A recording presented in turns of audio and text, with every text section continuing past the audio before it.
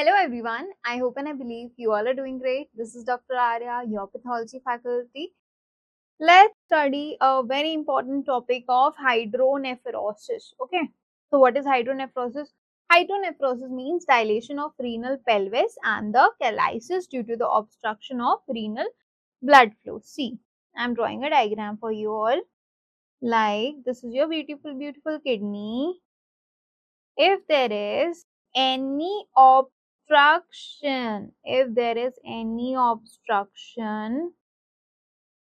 okay, there will be the dilation, that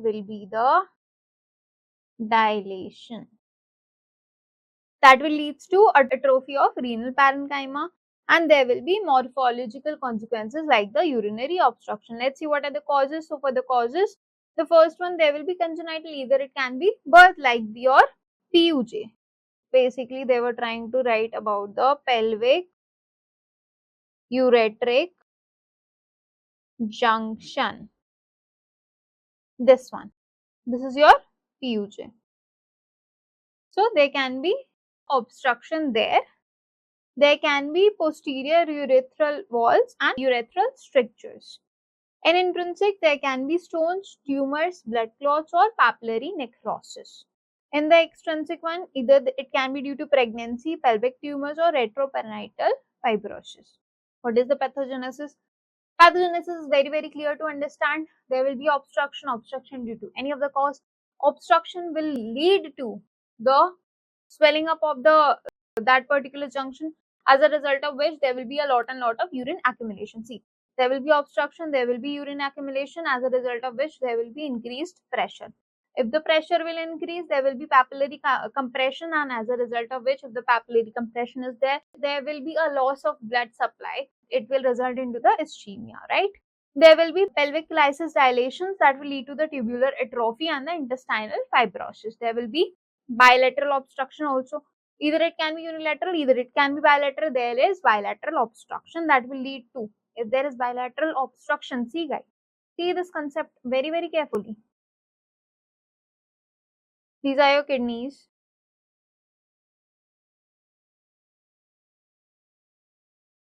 If by any chance there is bilateral obstruction, they will swell up. If there is bilateral obstruction, they will swell up, as a result of which what will happen? There will be renal failure, right? There will be renal failure. In the pathology in the gross, there will be dilated pelvis, you will be able to see, and the microscopy there will be tubular atrophy and intestinal fibrosis that you are able to appreciate. Let's see about the clinical features. In the clinical features, the first thing that you have is there will be a renal colicky. Colicky means there will be pain in your kidneys. There will be hematuria, nausea and vomiting are ideal side effects that we write. In the chronic one, there will be, it is silent and there will be dull flank pain that will be there. In the bilateral one, there will be chronic kidney disease and uremia. Investigations that you order, first one is your urine investigation. Here you will be able to appreciate that there will be hematuria and pyuria. In the blood one, there will be increased creatinine and urea level. In the ultrasound, it is first line and it shows dilated pelvis. In the CT urogram, you are able to appreciate the types of,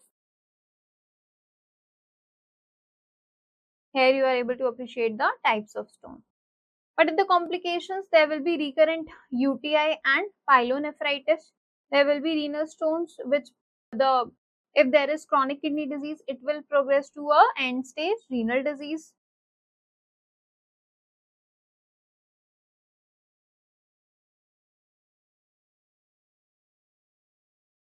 Then there can be hypertension, and you should remember the criteria that we used. What is the treatment for relief of obstruction? We have to do the early diagnosis. For stones, we give analgesics because there is a lot of pain. Lithotripsy is done and urethroscopy is done. For obstruction, we give the stent or the nephrostomy is recommended.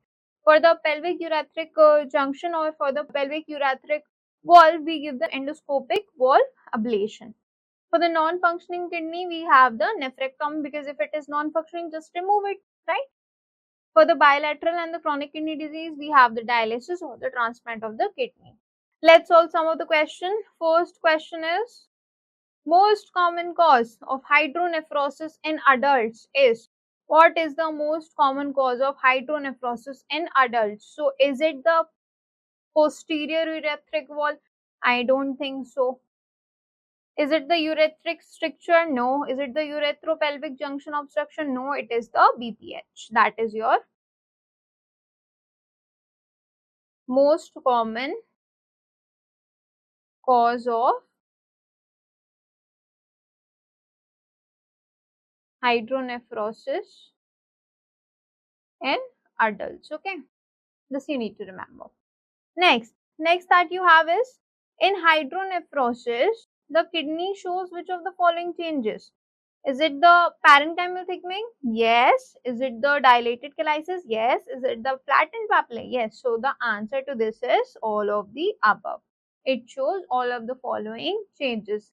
With this, we are done with this topic. If you are having any sort of doubt, please feel free to ask me. Please feel free to reach out to me. Thank you so much.